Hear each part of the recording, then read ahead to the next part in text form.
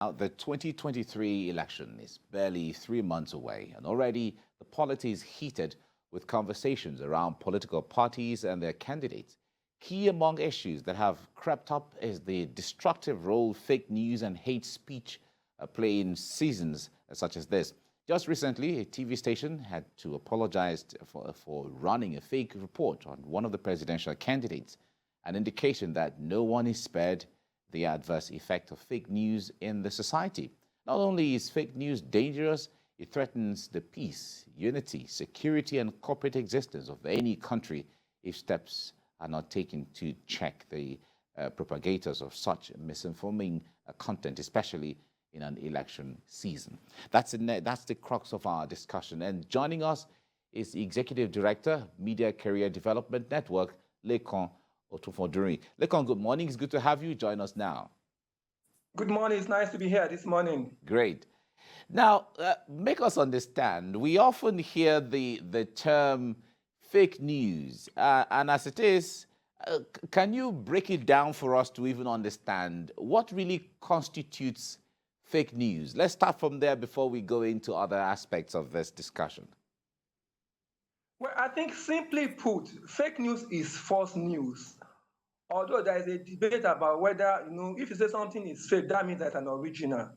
But in the true sense of it, for media purpose, fake news is false information, information that is not true. It is pure disinformation when some people just decide to just publish or broadcast something that does not exist in any sense. So that is fake news or false information that is being disseminated on various platforms. Well, this is Amamashe. There is fake news and there is hate speech. And can you draw the correlation between fact and hate speech? Because hate speech can even be based on fact. Yes, hate speech can be based on fact, but it is the way it is used, it is the purpose for which it is used for. It is the intention behind the use of the fact. There are times when issues are taken out of context and it has some other motive for what it is being used for. But so that is if it's hate speech, if it's a deliberate attempt to discredit somebody for the wrong purpose.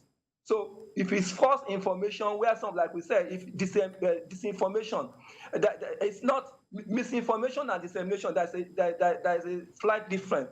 For misinformation, you may not even know that what you have is false.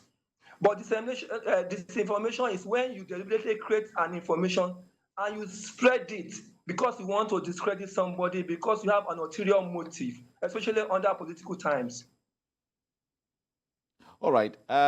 In all of these, one would say that knowledge has generally increased. People have access to information at the tip of their finger, and this never used to be so 2 decades ago.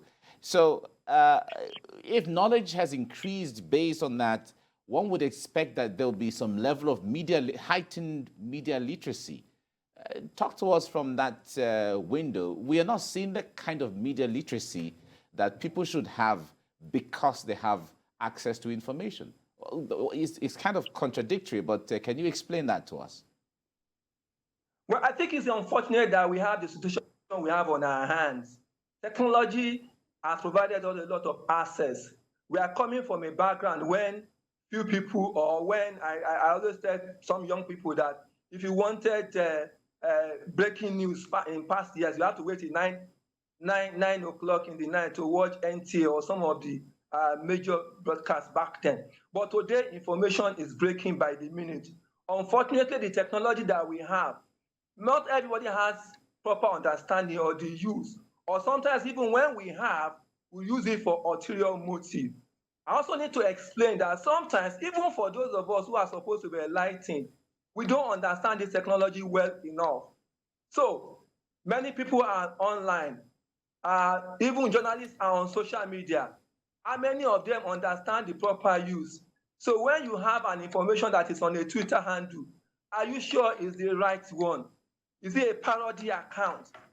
Does it have an history of what is used. So if you don't have that kind of understanding, you may even be enlightened and you may be misusing it.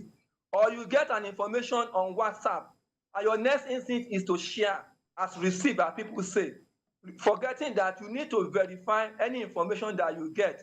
If you don't verify your information, you are as liable as the person who is sending it to you. And if we know that these are days when people just send information for ulterior motive, then we don't have an excuse. So, for example, a journalist or a media house does not have an excuse for being misled if you understand that you are supposed to verify the information that you get. You should not be in a hurry to break false information. The principle of journalism is that when you are in doubt, leave out. When you get information, verify. Another man on the street can have an excuse for getting information wrong, but a media house, a journalist, does not have good enough because it damages your credibility. And that is what we are dealing with. And that is why even media houses and journalists need to step up their understanding of the use of technology if they don't have ulterior motive. Because if you have ulterior motives, even when you know it is wrong, you want to use. Now, we have seen a situation where in the past few days, a television station had to apologize for carrying out a news story that is not true. One would have thought that stories like that will have gone through some checks and so on. What do you think is happening? Is there a generational problem in the media that is creating this kind of problem, or is it a tendentious display of partisanship? And how do we draw the distinction? Yeah. I think it's a combination of factors. I was reading through the NBC code, and I was seeing that code has good intention. It even states the caliber of people that should manage media houses. The people should be in position. It envisages that people should have enough experience. The code is out there. My worry is that even many people who work in most media houses don't read this code.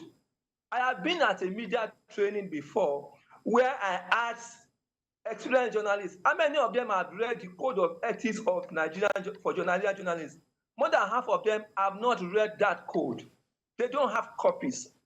Many people don't even have the background that prepares them. Unfortunately, we have times when many media houses are employing people because of some other reasons. Where somebody has a good voice, somebody can ask questions, but it goes beyond that to be a good broadcaster or to be a journalist. So we have that problem of people not being properly schooled in what they are doing.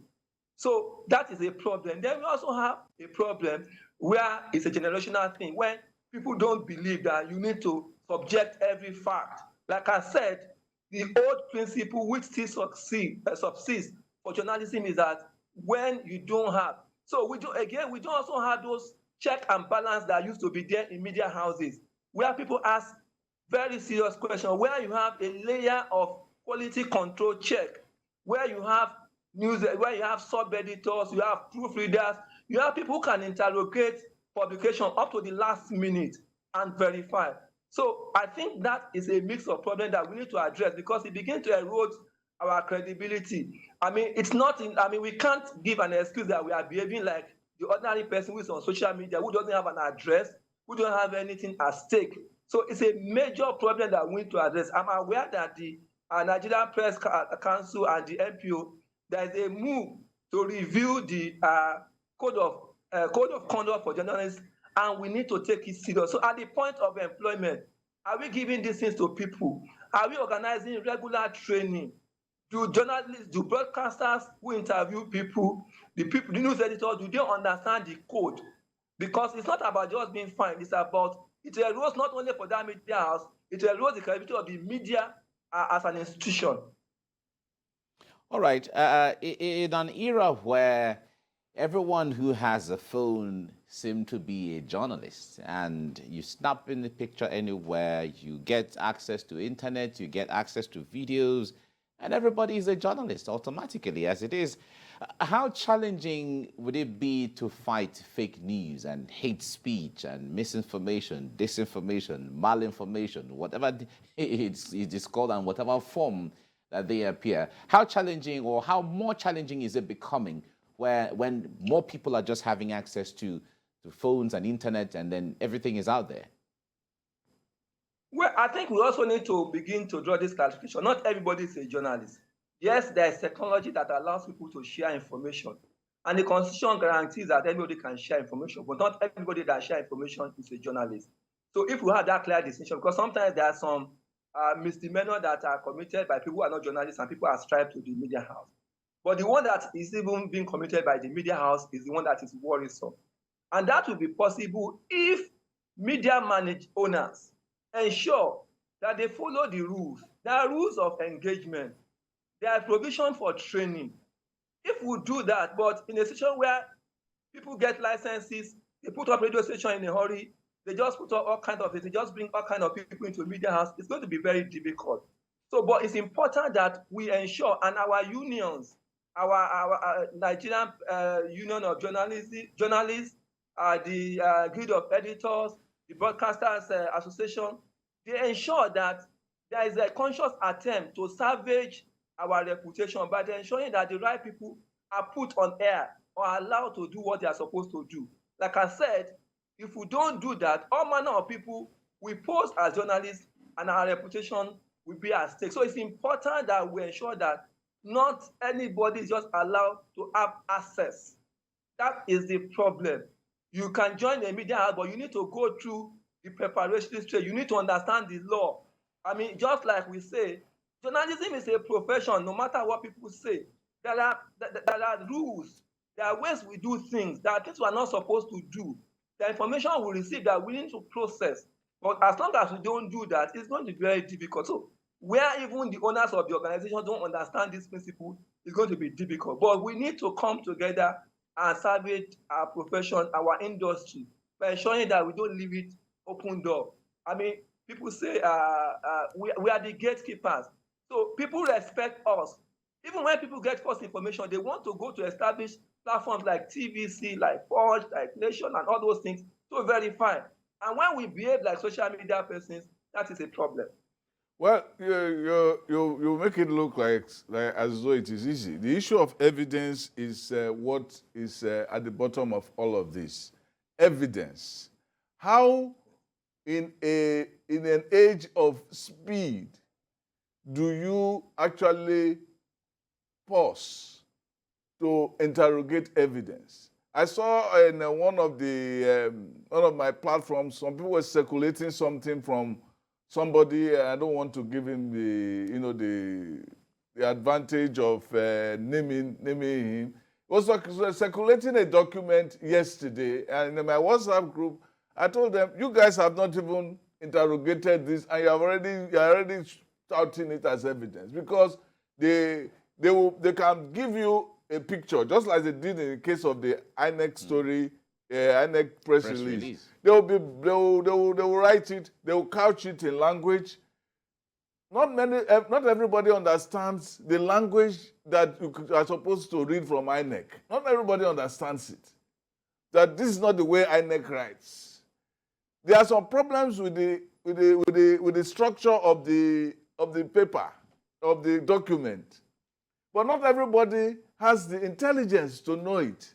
So when the thing is there in the social media space, how are you going to start telling people, this one is not true, let us analyze it first? There's another one that came out yesterday. The date of the release of that document was September, early September. And they are saying that they are not releasing it, they are releasing it in November. That we just got evidence that this person did not work in social company. And yet they got the evidence in September. I have been keeping it in September to November to publish it. And it turned out that the thing is a fake document. How, in an age of speed, would the masses, because you're not talking of editors now. Editors can say, okay, let us rigorously find out what the facts are. How do you handle the masses of people on social media in an age of speed when it comes to verifying a document? Well, I admit that it's very difficult. We are dealing with just the ordinary person who doesn't appreciate the concern about fake news. But I think the most important is that we need to continue to raise awareness. We need to provide that education. I'm aware that there are many fact-checking organizations in this country. They keep organizing a lot of awareness. They keep telling people the steps. I'm aware that there are TV programs, there are radio programs that tell people that we are in an age of mass information, and many of them. So people are being educated that you need to pause. But I think we have an excited crowd. Sometimes some of these narratives fit into what they want. And so even when some people are saying this is not true, they don't want to listen. That is the problem. When it fits, so if I believe that this is what I'm expecting and it falls into it, so like the INEC thing, there are people who think that that statement is true. But for somebody who's informed, so somebody who wants to pause, it's a battle. Even in WhatsApp group, the person who is saying this is not true, people come after that person. So it's a major challenge that we can just try. But I think people who know should speak up. People who understand should not be afraid of speaking up. And when they are proved true, next time more people will be more circumspect when they get information. But it's a very difficult thing. The moment somebody has the ability to share, they don't care. They don't worry. The damage is done, they move on. Unfortunately, when some of these things even are proved to be true, the people who do it just move on. They are not apologetic about it. They want to get the next one. And I think that is a problem. So it's not something that is as easy, but we need to keep talking about it so that, because as we go towards the election, more are going to come and they can be more damaging. I mean, because false information, fake information, whatever it is called, can be very injurious to ensuring that we have free and fair election. And it can cause a lot of panic and crisis and violence that we cannot understand what implications are. All right, you have touched where I wanted to ask as to what are really the consequences of this hate speech. We talk about these things, and it's becoming fake news is becoming like a cliche now. But then the realities of it stares us in the face on the streets everywhere we find ourselves right now. But if we have to pinpoint the chain reaction of consequences, what are these things? How does it translate to a bad for the society? Well, it translates bad because, number one, for electoral purpose, people are misinformed. People are given the wrong impression about candidate. People are made to make wrong decisions because it is based on falsehood. And that is not right, because in a free and fair election, people should have the right information to make up their mind about what. They should not be misled by people who have other motives. And in case of crisis, for example, there are days when you wake up and somebody tells you somebody's been attacked on Lagos-Ibadan Express Road, or they have closed this road, and it's not true. And people take the decision that is based on that. So it can be very, very damaging to keep having false information. So it's something that we need to just keep working hard. So the implication is just that as long as we continue to have false information, fake information, it affects the things that we should do right. It makes us take wrong decisions. It affects planning. It affects the psyche of people. It makes people don't even don't know what to believe. Even when it is true, they are doubting it. It poisons the ecosystem of information. And I think that is very, very worrisome. But like I said, people who know should keep talking, because there are people who are respected. There are platforms who are respected. I'm aware that these days, when people get even information, they say, look, let us go and check whether this thing is true, or as this person is said so. So we need people who should be ambassadors of truth, people who quickly come out to debunk information that is false, so that it doesn't travel too far. Because sometimes even for example, when things are denied, people don't read the denial. They have gone with the false information, and it's very dangerous. That's a very good point you've made. Some people throw this information out, this fake news out, knowing that it is fake, but they just want to sully a particular person or group or even tribe. They will just say, okay, this person did this. They know it's not true. They know the person will deny. But they want to poison the atmosphere already for the person, because even the idea of saying it is not true itself is going to create doubt in some people that those people who want to accept it will already accept it. When I was teaching media in the US, there was, even that was before Twitter, Instagram, Facebook. And the worst of them, WhatsApp. WhatsApp, I think, is the worst of all because people speak to themselves. It becomes an echo chamber. Oh, I like you, I like all of us are in the same group, believe in the same thing. So you have to believe, you think that the whole world believes what you believe. And then you carry that anger, you take it elsewhere. I'm in one group where 90% of them believe in a certain group, and they keep repeating themselves. So one day, I decided to come into them and debunk all that they said, and it was really confusion for them because they had no answers. Because they all rely on one set of facts. They believe in themselves. That time I was teaching the said there was a media term for it, which says that you believe what you go and listen to the things that you like and the beliefs that you like. If you're a Republican, you go to Fox News. If you're a Democrat, you go to MSNBC, and so on. So you don't know. You think that everybody is like you in MSNBC. You think everybody is like you in Fox. But you don't know that in the real world, everybody is mixed. And then you carry this, your tribal attitude to the whole world and so on.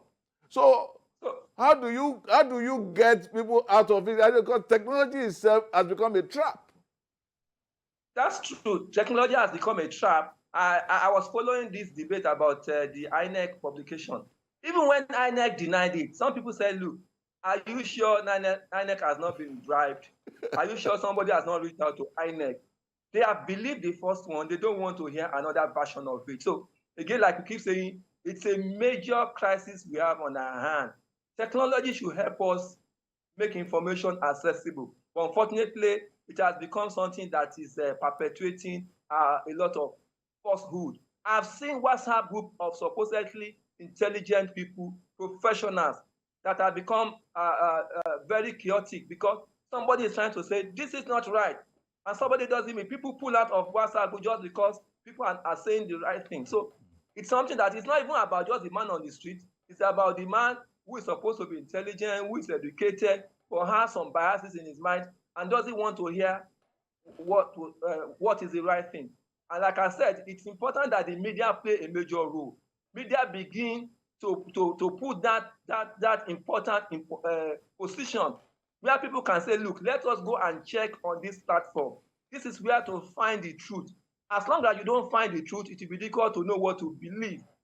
People who do this thing, they do it deliberately. There's an industry of disinformation around. There are politicians who hire people to do some of these things. And so we are going to have an army of people unleashed where there will be lots of disinformation, and it's going to be a battle to say what is not right. So that's why I say credible platform, credible users should speak up. And they should not, because sometimes I think the part of challenge is that some established media houses they want to behave like social media. They are thinking social media is staging them. But your image is more important. It's at stake. Because if you get it wrong, people will come after you and they will not believe you even when you are saying the truth. All right. Just before we go, just in a minute, you have organized trainings, platforms, opportunities, and engagements, holding conversations with a lot of journalists across the country and even beyond. From your assessment, how equipped are the journalists of today with the necessary media literacy that would help them fight fake news and help them fight all of those social menace that we are talking about? Well, I think we have one issue that I've also been worried. So we have two sets of people. We have traditional journalists, many of them who are properly trained, who understand all these editorial tenets that we are talking about, or who are not great on technology. Some of them have relaxed to say, look, I don't have time for all this technology. Then we have young journalists, young people who have come into the profession, who are great on technology, but don't have the patience for all these findings we are talking about. So that gap exists, and we need to bridge it. And that is why we need to ensure. So even when you are an experienced journalist and you don't understand technology, you are not even able to come to this space. Some of the people we call experts on social media are people who just have some few years of experience. Yes, they are great on technology. They are the lord and masters of those platforms, but they don't have those proper grounding that is required. Because I keep saying, except you have that kind of understanding that says, for example, when you are in doubt, leave out, check. Yesterday, I was reading the requirement for hiring a journalist on a platform somewhere in the US and said, look, we want somebody who can check, who can verify, who can DM, who can dig deep, who can, that the quality control should be so great. So that is the problem that we have, and that is why we need to step up training. Unfortunately, training is not prioritized in many media houses, and sometimes we do it superficially. But as long as we keep having sport and we keep training, so somebody gets hired, he gets the code of ethics, he gets the broadcasting code, he reads it. There are seminars in-house. Seminars doesn't have to be done in an hotel. It can be done in-house. There are experienced people in media house who can do this training repeatedly, so that we can be sure that we're on the same plane. So that when the manager is not around, the reporter doesn't make the thing that is wrong, and the whole organization is fine. Okay. Thank you very much, Lekon Otufodunrin, the Executive Director, Media Career Development Network. We appreciate you for all the time that you have spent with us this morning. Thank you. Thank you.